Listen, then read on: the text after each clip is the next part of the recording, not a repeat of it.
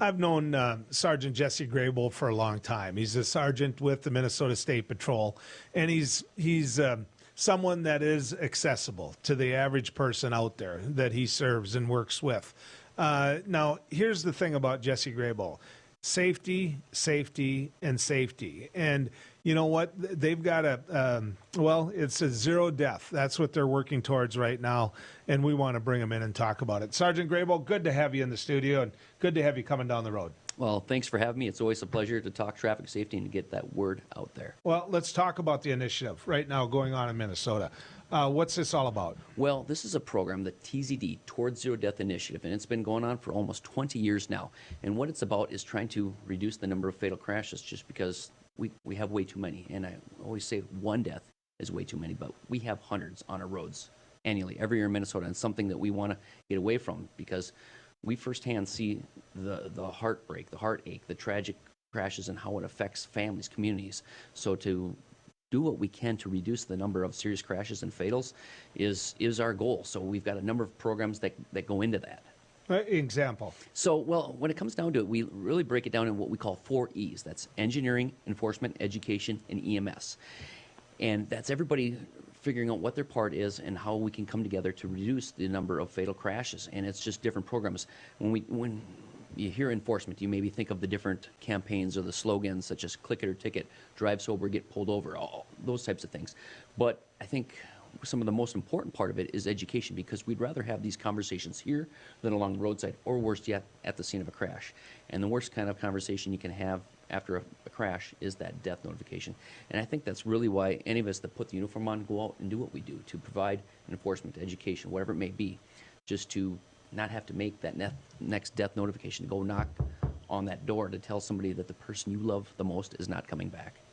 You know, the worst part of your job, I know, in knowing you this long, is having to give that notification, but you have to investigate the scene. I mean, you have to go out there and find out what the heck happened on. When you see it, what do you see? If there are some things that parents want to talk to that teenager about right now, and you said, look, this is the most common cause of me being at that scene, what would it be? Right. I'm going to say it generally comes down to 4 factors. 4 fatal factors is the common theme that we see in so many of these crashes. Number 1, speed. Number 2, paying attention, distractions. It's bad. So you just said cell phones. Right.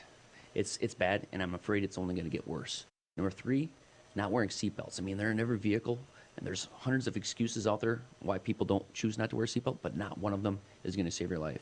And last but not least is impaired driving, whether it's alcohol, drugs. Still, it's been an issue since automobiles and alcohol have been around. It's still a problem now. And a person has a choice each and every time they get in that vehicle of what they're going to do.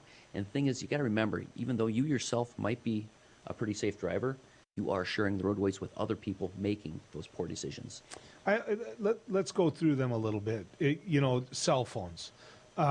Minnesota's changed its laws and gotten more aggressive in terms of enforcing cell phone use and being hands-free. Has it helped? Well, we've had that hands-free law in place for just over 2 years now.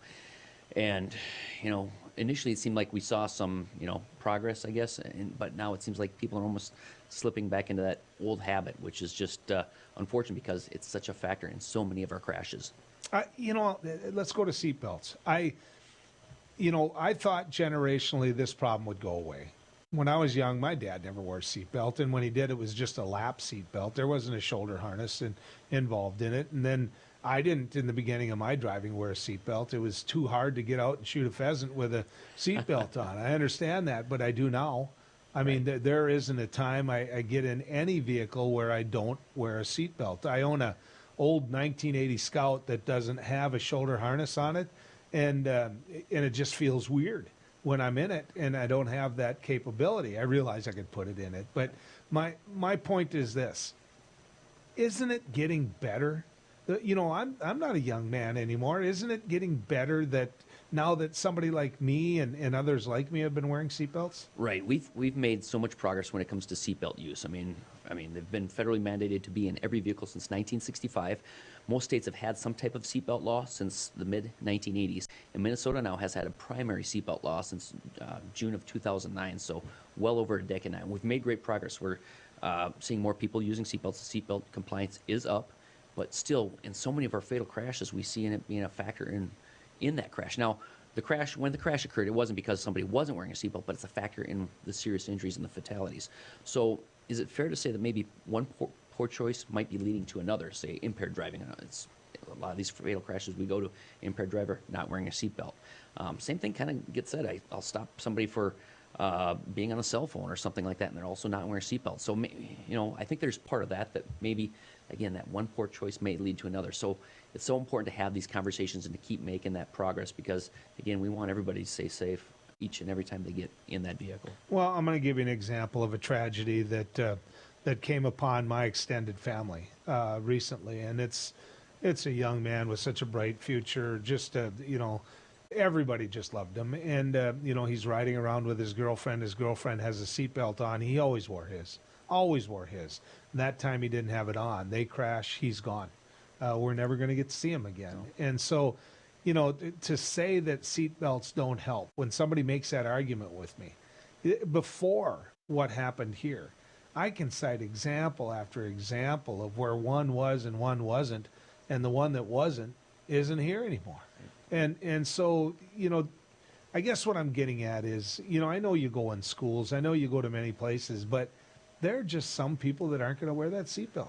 I think you might be right, and that's, there's a saying out there, and we got to keep trying though to get that message out there, and it's so important because, again, what does it come down to? Being a father of 3 boys, what do I tell them? You got to learn to speak up. I mean, you have been raised right, hopefully, and to get in that vehicle, and you're in that vehicle, and your friends aren't buckled up, well, there's almost that unsaid peer pressure. Like, well, you hop in the vehicle, somebody's not wearing a seatbelt, well, I'm not going to put mine on, even though every time I do. So why is that? There's that unsaid peer pressure. So you got to do sometimes the hard thing, just speaking up, saying, hey, buddy, put the seatbelt on. Let's just little things like that. And I think that's how we're going to reduce some of these lives, by looking out for each other and just speaking up when it's maybe not always popular or cool or whatever it may be. That's a big part of it, is looking out for each other in that sense.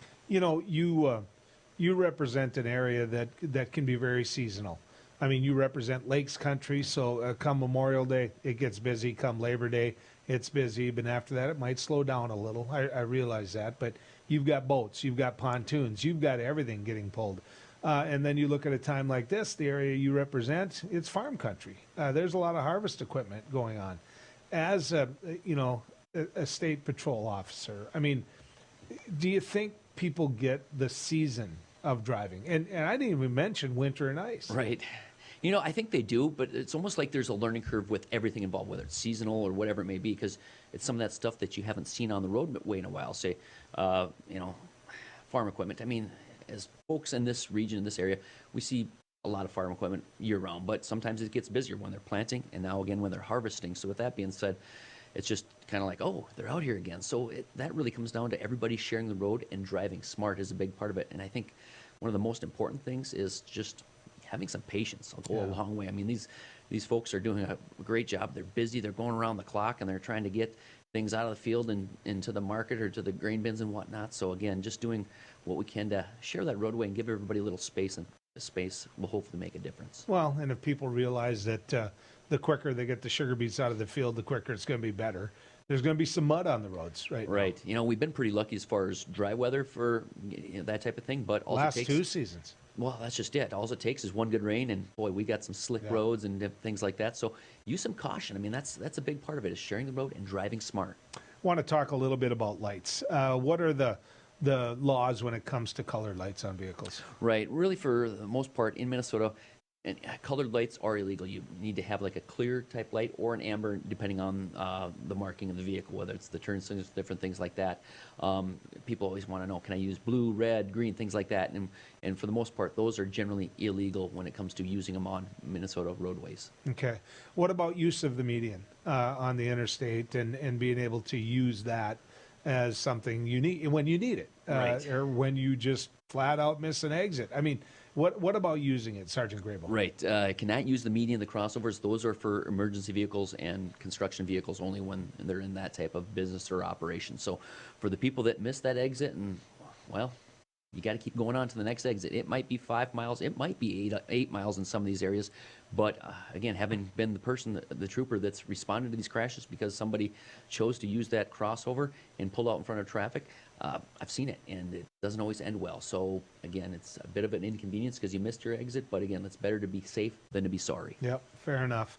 If people want to know more about the Zero Initiative, what do they do? Is there a place they can go? Right. Go on to the website. They've got Facebook pages, social media, Twitter, but otherwise the website through Towards Zero Deaths Minnesota. Check that out. Otherwise, you can find more information through the Minnesota Department of Public Safety or the Minnesota State Patrol. Sergeant Grabow, always good to talk to you. Thanks for what you do. Thanks for having me.